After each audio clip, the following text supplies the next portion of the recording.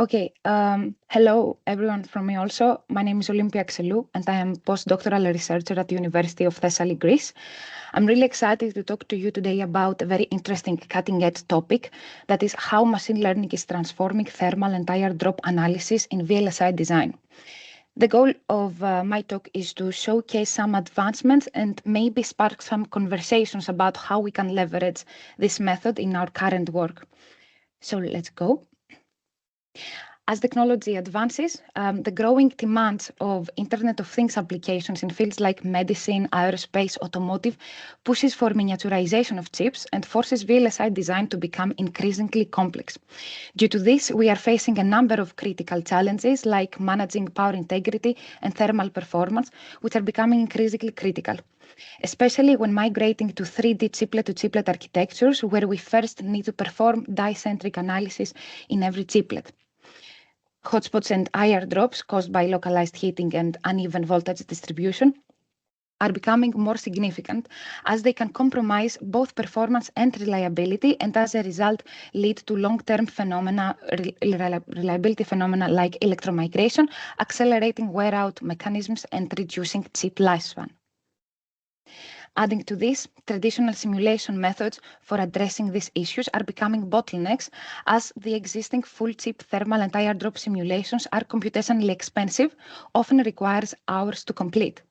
And of course, in the fast-paced semiconductor industry of today, delays in design cycles can mean lost opportunities. In particular, lengthy simulation runtimes and iterative bottlenecks slow down innovation, making it harder to hit competitive product launch windows.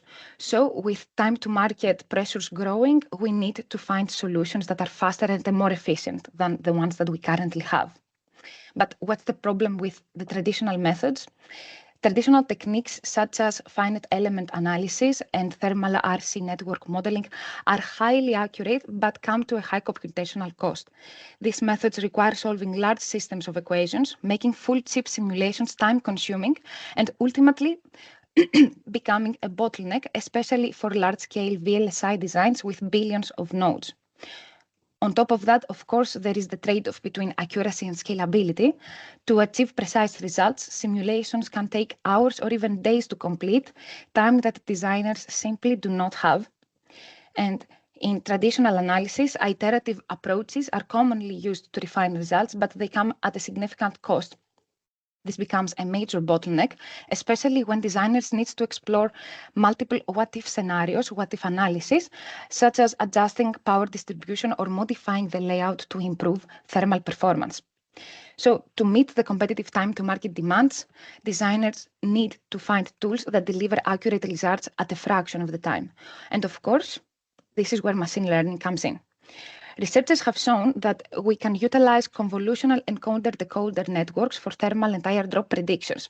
The concept is to reframe complex simulations as image-to-image or sequence-to-sequence translation tasks to simplify and accelerate the analysis process. In particular, the proposition is to employ two types of networks for different targets. First, for static analysis, encoder-decoder architectures like UNets, which are ideal for efficient image-to-image mapping, and LSTM networks for transient analysis, which can handle very well time-dependent scenarios like transient thermal effects or IR drop variations. And how it works is that the network takes as input power distribution maps and PDN characteristics, and it generates high-resolution thermal and IR drop maps in milliseconds and with very low relative error. In particular, the method takes as input the power distribution that captures the localized global and power dissipation patterns essential for identifying hotspots, the PDN density that represents the granularity and the robustness of the power grid, and finally, the effective distance to power pads that quantifies the resistance between the circuit components that are underneath and the power pads. And the output of the model consists of very accurate temperature and voltage drop maps, providing insight into areas of high thermal stress and IR drop.